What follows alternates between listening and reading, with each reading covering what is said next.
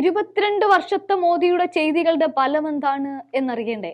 അതാണ് ഒരു വീഡിയോ പങ്കുവെച്ച് രാഹുൽ കാണിച്ചു തരുന്നത്. ആ വീഡിയോ കാണാം.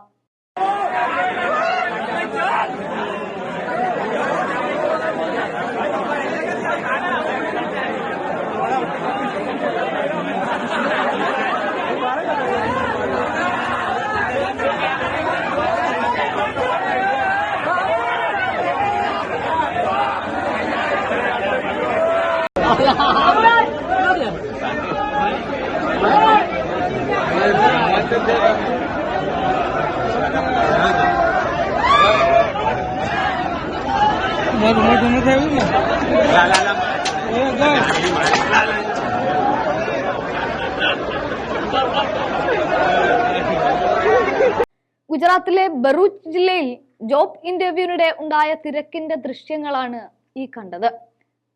വെറും 10 ഒഴിവുകളിലേക്ക് ഗുജറാത്തിലെ ഒരു സ്വകാര്യ കമ്പനി നടത്തിയ അഭിമുഖത്തിൽ പങ്കെടുക്കാനെത്തിയത് 1, 2, 3, 4, 100, 200 ഒന്നുമല്ല, 1800-ൽ അധികം പേർ.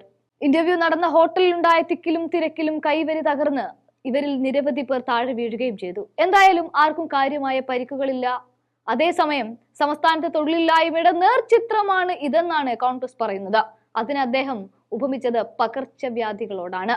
BJP ആണ് ഈ പകർച്ചവ്യാധിയുടെ പ്രഭവ കേന്ദ്രം.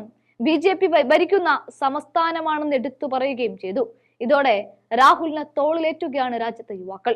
കോൺഗ്രസ് അധ്യക്ഷൻ മല്ലികാർജുൻ ഖാർഗെയും വീഡിയോയ്ക്കെതിരെ രൂക്ഷ വിമർശനവുമായി രംഗത്തെത്തിയിട്ടുണ്ടായിരുന്നു. കഴിഞ്ഞ 22 വർഷമായി ഗുജറാത്തിലെ ജനങ്ങളോട് BJP കാണിച്ച വഞ്ചനയുടെ തെളിവാണ് ഈ വീഡിയോ എന്ന് അദ്ദേഹം പറയുകയും ചെയ്തു. കഴിഞ്ഞ 10 വർഷമായി മോദി സർക്കാർ യുവാക്കളുടെ തൊഴിലവസരങ്ങൾ തട്ടിയെടുക്കുകയും അവരുടെ ഭാവി നശിപ്പിക്കുകയും ചെയ്തതിന്റെ ഏറ്റവും വലിയ തെളിവാണ് ഇതെന്നും അദ്ദേഹം കൂട്ടിച്ചേർത്തു. പ്രതിവർഷം 2 കോടി തൊഴിലവസരങ്ങൾ നൽകുമായിരുന്നെന്നും BJPയുടെ വാഗ്ദാനം.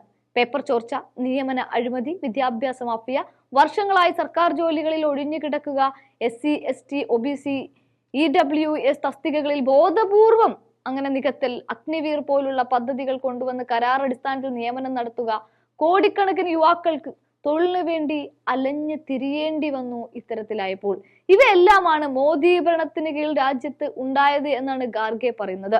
എന്താണെങ്കിലും രാഹുൽ പങ്കുവെച്ച വീഡിയോയിൽ മനസ്സിലാക്കാവുന്ന ഒരൊറ്റ കാര്യം, തൊഴിലില്ലാത്ത ജനങ്ങളുടെ എണ്ണം പെരുകുകയാണ് ഒരു പകർച്ചവ്യാധി പോലെ എന്ന്.